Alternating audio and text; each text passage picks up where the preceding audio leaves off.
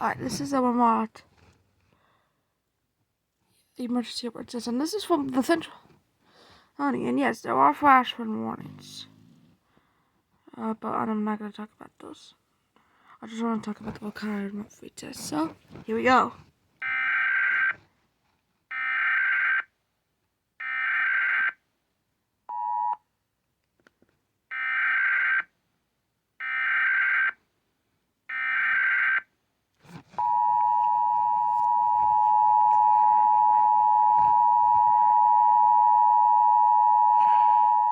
The civil authority has issued required monthly tests for the following counties or areas. Vermont at 3:10 am on APR 22nd, 2024, effective until 5:10 am. This is a test of the state of Vermont emergency alert system. No action is required. This is only a test. If this was an actual emergency, instructions would follow this message.